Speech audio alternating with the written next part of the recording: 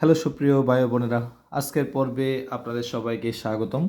আজকে আমরা আলোচনা করব টেন্সর অ্যানালাইসিসের covariant differentiation of tensors and applications এই অধ্যায়ের নতুন একটি পর্ব নিয়ে। আমরা আজকের পর্বে যে উপপাদ্যটি নিয়ে আমরা আলোচনা করতে যাচ্ছি সেটি হচ্ছে আমাদের তিতাস পাবলিকেশনসের সিকোয়েন্স অনুসারে চ্যাপ্টার নাম্বার 3 এর উপপাদ্য 16 রিচির উপপাদ্য। আমাদের পরীক্ষায় অনেক সংখ্যকবার এসেছে, অতি গুরুত্বপূর্ণ একটি উপপাদ্য। আমাদের উপপাদ্যটি বিভিন্নভাবে আসতে পারে।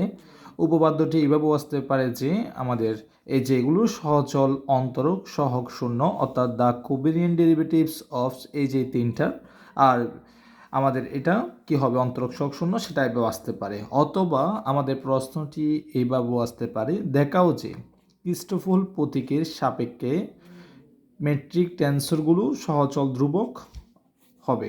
তারপর অথবা আমাদের দেখাও যে দিয়ে এটা সমান শূন্য, এটা সমান শূন্য, এটা সমান শূন্য আমাদের পরীক্ষায় আসতে পারে। অর্থাৎ আমাদের এই রিচির উপপাদ্যটি তিনভাবে আসতে পারে। অথবা পরীক্ষা আপনাকে এইভাবেও বলতে পারে যে রিচির উপপাদ্য বর্ণনা সহ প্রমাণ করো। কেমন? তাহলে প্রশ্ন যেভাবে আসুক না কেন আমরা উত্তরটি এইভাবেই করব। এখন আমরা যেভাবে করব সেটাই করব। ক্লিয়ার? তাহলে আমরা সলিউশনের মধ্যে আমরা যাচ্ছি, আমরা এখন প্রমাণ করব। এই তিনটা আমরা ধারাবাহিক প্রমাণ করব। আশা করছি আপনারা মনোযোগের সহিত খেয়াল করার মাধ্যমে আপনারা ক্লিয়ারলি বুঝতে পারবেন। তাহলে আমরা প্রথমে 1 নাম্বারটা আমরা প্রমাণ করি। 1 নম্বরে আমাদেরকে বলতেছে দুই মাত্রার কোভেরিয়েন্ট টেন্সরকে কে সাপেক্ষে আমাদেরকে ডিফারেন্সিয়েশন করলে তার মান কী হবে? 0 হবে। এই টাইপসের কনসেপ্টগুলো আমরা গত পর্বগুলোতে আপনাদের সাথে আলোচনা করেছিলাম এবং বিভিন্ন ফর্মুলা আলোচনা করেছি। আমরা তার ধারাবাহিকতায় সেই সূত্রগুলো আমরা আজকে সরাসরি লিখব। তাহলে 1 নম্বর প্রমাণের জন্য আমরা দুই মাত্রার কোভেরিয়েন্ট টেন্সরকে কে সাপেক্ষে যদি আমরা ডিফারেন্সিয়েশন করি তাহলে আমরা কি পাই? আপনাদের নিশ্চয়ই মনে আছে, আই যে থাকলে আমার কে নাই, তাহলে আমরা প্রথমে কে লিখবো, এখানে কে আনবো। মনে আছে আপনাদেরকে এইভাবে বলেছিলাম। তারপর দেন সূত্রের মাইনাস, আমার প্রথমে আই কে সুযোগ দিব, যদি দুইটা ইন্ডেক্স থাকে দুইবার লিখবেন। আই কে প্রথমে আই কে সুযোগ দিব, তারপর দেন জে কে সুযোগ দিব। কেমন? আর এটা যেহেতু লোয়ার পজিশনে আছে, এগুলো লোয়ার পজিশনে এখানেই বরাবর বসে যাবে। আই কে সুযোগ দিব, তারপর জে কে সুযোগ দিব। ক্লিয়ার? আচ্ছা, ওকে ফাইন। এখানে জি থাকবে, আমার জি থাকবে। আই কে সুযোগ দিলে আমার জে কান্নাকাটি করবে, এই জন্য জে এখানে বসে যাবে। জে কে সুযোগ দিলে আই কান্নাকাটি করবে, এই জন্য আই এখানে বসে যাবে।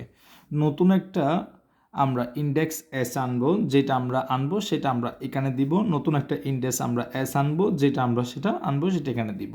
দুইটার মধ্যে সূত্রের মাইনাস কেন? মনে রাখবো কোভেরিয়েন্টের ক্ষেত্রে মাইনাস হয়, আপনাদেরকে বলেছিলাম কোনটা ভেরিয়েন্টের ক্ষেত্রে আমাদের প্লাস হয়।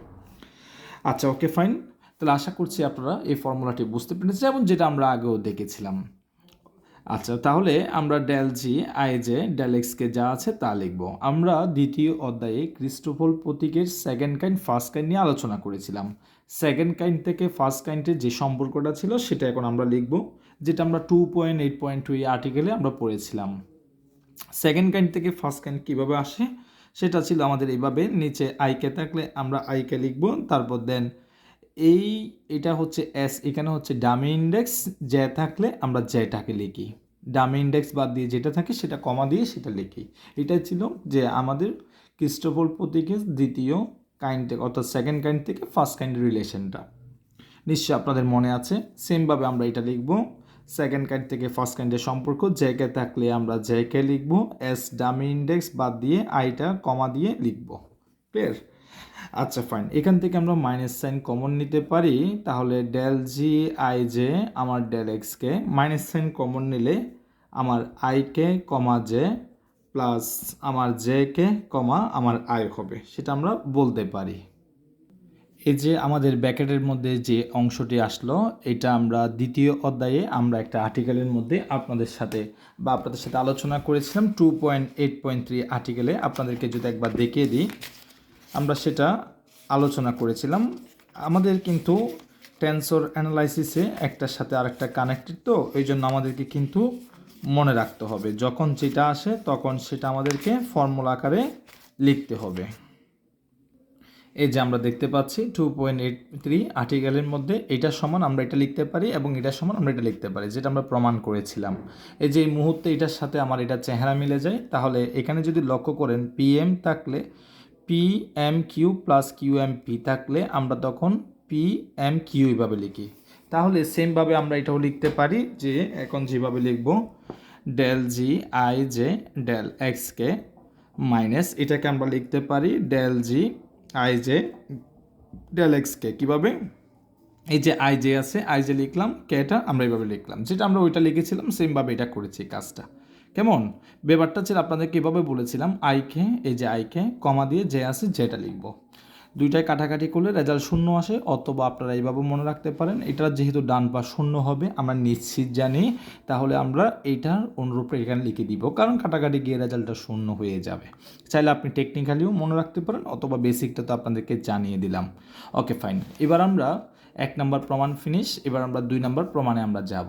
2 নম্বর প্রমাণ বলতেছে 2 মাত্রার কন্টাবিলিয়েন্ট টেন্সরকে কে সাপেক্ষে পার্শিয়াল ডিফারেন্সিয়েশন করলে তার মান শূন্য হবে, সেটা আমাকে প্রমাণ করতে হবে। তাহলে আমরা 2 নম্বর প্রমাণটা দেখি। আমার জি আই জে কমাকে সমান, তাহলে আমরা বলতে পারি ডেল জি আই জে আমার ডেল এক্সকে, আমার কন্টাবিলিয়েন্টের ক্ষেত্রে 2টা প্লাস হয়। তার সূত্রগুলো আপনাদের সাথে গত পর্বে এবং আগের পর্বগুলোতে আমরা বিস্তারিত আপনাদের সাথে আলোচনা করেছি। আশা করছি সেগুলো আপনাদের নতুন নয়, আপনারা ক্লিয়ারলি বুঝতে পারছেন এবং আপনাদের নিশ্চয়ই সেই ক্লাসগুলো আপনারা করেছেন। তাহলে যে K S G I S মনে রাখবেন, কন্টাবিলিয়েন্টের ক্ষেত্রে কন্টাবিলিয়েন্ট পজিশানে বসবে আপার পজিশানে, আর লোয়ার পজিশান থাকলে লোয়ার পজিশানে বসবে, এবং কন্টাবিলিয়েন্টের ক্ষেত্রে দুইটাই আমার প্লাস হয়ে থাকে। ক্লিয়ার?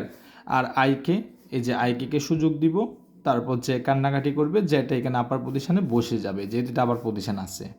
এরপর আইকে সুযোগ দিলাম, এবার জে কে সুযোগ দিব। এভাবে কিন্তু আপনাদেরকে টেকনিকগুলো বলেছিলাম সূত্র শেখানোর সময়, নিশ্চয়ই মনে আছে। জে কে থাকলে জে কে সুযোগ দিব, আই কান্নাকাটি করবে বিদায় আইটা এখানে আপার পজিশনে বসে যাবে, আর নতুন একটা ইন্ডেক্স আমরা এস আনলাম। ক্লিয়ার? এটাকে আমরা দিতে পারি 1 নম্বর সমীকরণ।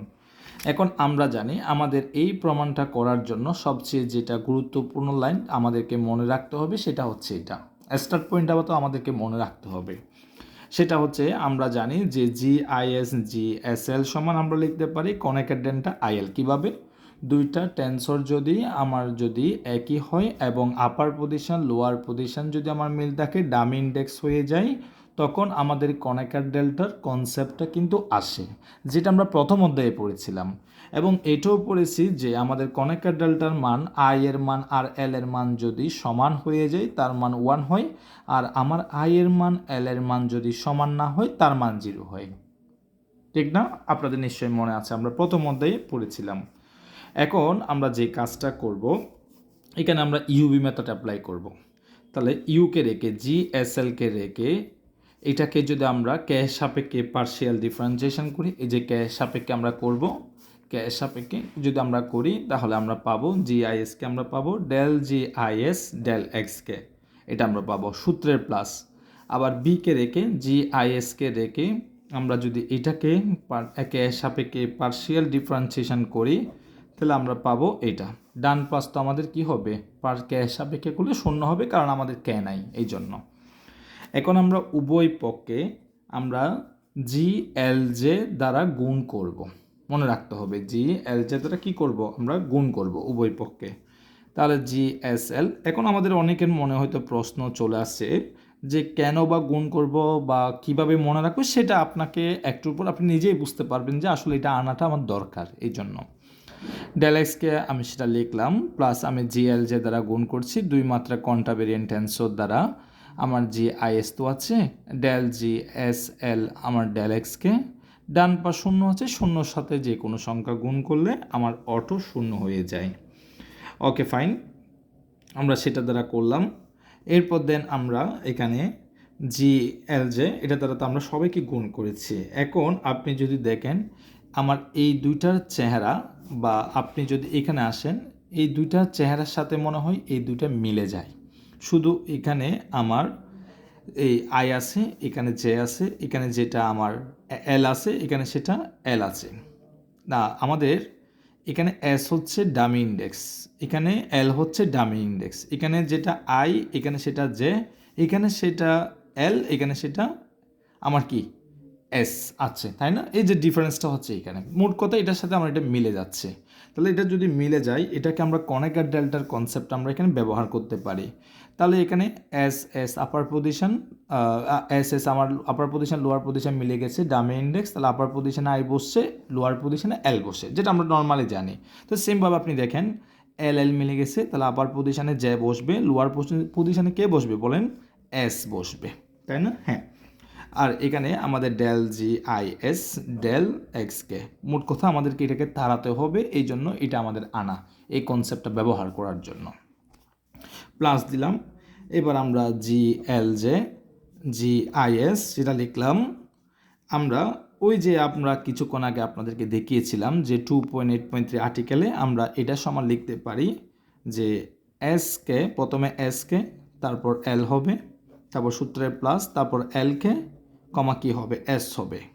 এগুলো মোর প্র্যাকটিস করতে হবে, কিন্তু ইকুয়াল 0 হবে। এটা সমান আমরা এটা লিখতে পারি 2.8.3 আর্টিকেল, আমরা দ্বিতীয় অধ্যায় দেখেছিলাম। কেমন?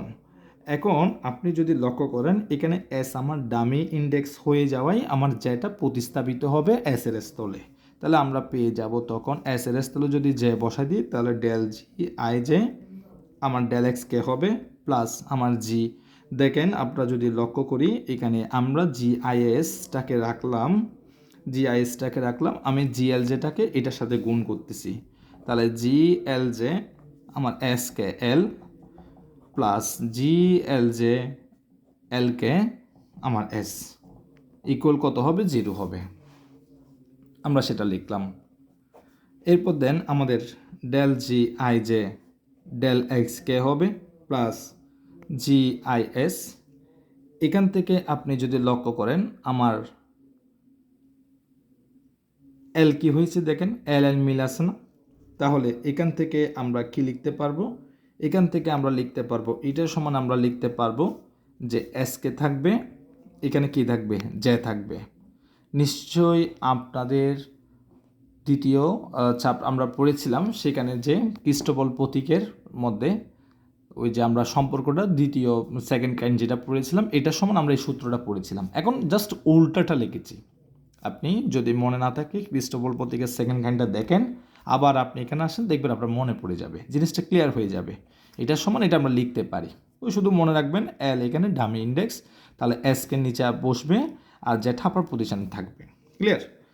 তারপর দেন আমরা এখন এই পাশে যদি লক্ষ্য করি, আমাদের জি আইএস তো আমাদের আছে, তাহলে জিএল জেও আছে, তাহলে জিএল জের জায়গায় জিএল জে থাক, ব্র্যাকেট তুলে দিচ্ছি। জি আইএসটাকে আমি এই পাশে লিখি, এল কে এস আমার আছে, এল কে এস আমি সেটা লিখলাম, ইকুয়াল 0 হবে। কেমন? আচ্ছা ঠিক আছে, ওকে ফাইন। কমা দিয়ে লাস্টে যেটা থাকবে সেটার পাশে এটা লিখবেন সব সময়। যেমন দেখেন কমা দিয়ে লাস্টে এস আছে, এটার মধ্যে এস নাই, এই জন্য এটাকে প্রথমে, এটাকে দ্বিতীয় অবস্থানে, মানে এটার মধ্যে একটা সম্পর্ক তৈরি করতেছি। ব্যাপারটা হচ্ছে এরকম, এইভাবে মনে রাখবেন। তাহলে ডেল জি আই জে আমার ডেল এক্সকে প্লাস জি আই এস আমার যে এসকে সেটা লিখলাম, প্লাস আমরা জি এল জে, স্যার এটা সমান যদি এটা লিখতে পারি, এটা সমান আমরা কি লিখতে পারবো? আমরা এটা সমান লিখতে পারবো এল কে আছে, এল কে দিলাম, আমার এখানে এস ডামি ইন্ডেক্স হয়, আই আমি লিখতে পারি, ইকুয়াল আমার কত হবে? 0 হবে। আমরা প্রমাণের শেষ ধাপে আমরা চলে আসছি। আমার ডেল জি আই জে আমার ডেল এক্সকে সেটা আমরা লিখলাম, তারপর দেন প্লাস আমরা এখন যে কাজটা করব সেটা হচ্ছে আমাদের জিআইএস যা আছে আমার সেটা রাখ, এটা যে আছে তা আমরা রেখে দিলাম। এখানে আমরা এল, দেখেন আমার আপার পজিশন লোয়ার, এইটা মিল আছে বিদায় আমরা চাইলে ইন্ডেক্স পরিবর্তন করতে পারি। আমার প্রমাণের সাপেক্ষে আমাকে এস আনতে হবে, এই জন্য আমরা এল এর স্থলে আমরা এখন এস নিয়ে আসব। চাইলে এগুলো পরিবর্তন করা যায়, কিন্তু প্রমাণের সাপেক্ষে করার কি, আই এসকে ইকুয়াল আমার কত হবে? 0 হবে। আমরা আবার এসকে কে এসও লিখতে পারি, আমাদের প্রমাণে কিন্তু কে এস আছে, এই জন্য আমাদেরকে আমরা কে এসও লিখতে পারি। তাহলে আমরা যদি কে এস লিখি তাহলে আমরা পাবো, তাহলে আমরা যেটা পাচ্ছি সেটা হচ্ছে আমাদের ডেল জি আই জে আমার ডেল এক্সকে প্লাস আমার জে কে এস আমার জি আই এস প্লাস আমাদের I K S G S J equal কত হবে? 0 হবে। আমরা এটার সমান যদি এটা লিখতে পারি, নিঃসন্দেহ ছাড়া এটার সমান আমরা লিখতে পারবো জি আই জে কে ইকুয়াল 0, যেটা আমার প্রমাণ করার কথা ছিল, আমরা ফাইনালি সেটা আমরা প্রমাণ করলাম। আশা করছি আপনারা 1 নাম্বার অ্যান্ড 2 নাম্বার এই দুইটা প্রমাণ আপনারা ক্লিয়ারলি বুঝতে পেরেছেন। স্যার এখন আমরা 3 নাম্বার প্রমাণটা করতে যাচ্ছি। কেমন? তাহলে রিচির উপপাদ্যের আমরা 2টা প্রমাণ করে ফেললাম। এবার আমরা 3 নাম্বার প্রমাণটা এখন আপনাদের সাথে আমরা প্রমাণ করব। তাহলে 3 নাম্বার প্রমাণটা আমরা যদি করি, আমার ডেল আই জে কে সমান, এটাকে আমরা লিখতে পারি এভাবে, এটাকে আপনি জি আই জে মনে করেন, তাহলে del G I J, sorry এটা তো আমার ডেল আছে, এটাকে এইভাবে লিখতে হবে, বা আমরা যদি একটু ক্লিয়ার করে লিখি, আই জে, এটাকে জি আই জে মনে করেন, একটা এইভাবে মনে করেন, আর কে সাপেক্ষে করতেছি বিধায় ডেল এক্স কে হবে, কার সাপেক্ষে? কে সাপেক্ষে।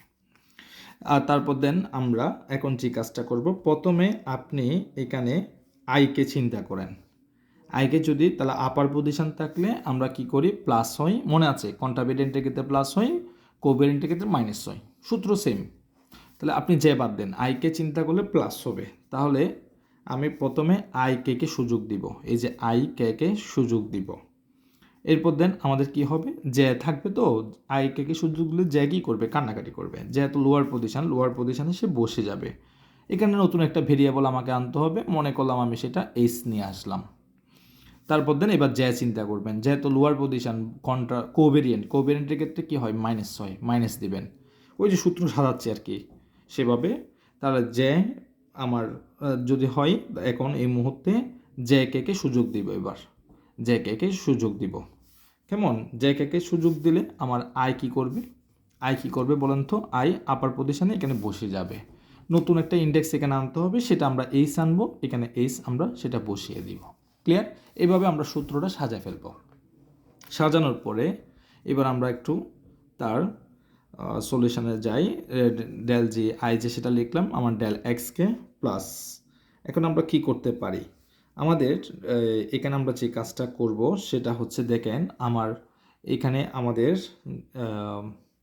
আমার আপার পজিশন অ্যান্ড লোয়ার পজিশন আমার মিল আছে এখানে এইচ এস, তাহলে আমরা যেটা এইচ এর স্থলে প্রতিস্থাপিত হবে, তাহলে আই যে কে হবে মাইনাস, এখানে দেখেন এইচ এস মিল আছে, আইটা এইচ এর স্থলে প্রতিস্থাপিত হবে, তাহলে আই যে কে হবে। তাহলে এখান থেকে আমরা লিখতে পারি, স্যার এই দুইটা চেহারা মিলে গেল, কাটাকাটি চলে যাবে। আর এখানে এই কনেকার ডেল্টার কনসেপ্ট থেকে আমরা বলতে পারি এটার মান 1ও হতে পারে অথবা 0ও হতে পারে। একটু পাশে নোট ডাউন করে দিব, কখন 1 হবে, কখন যদি আমার এইচ আর যে যদি সমান হয়ে যায় তার মান 1 হবে।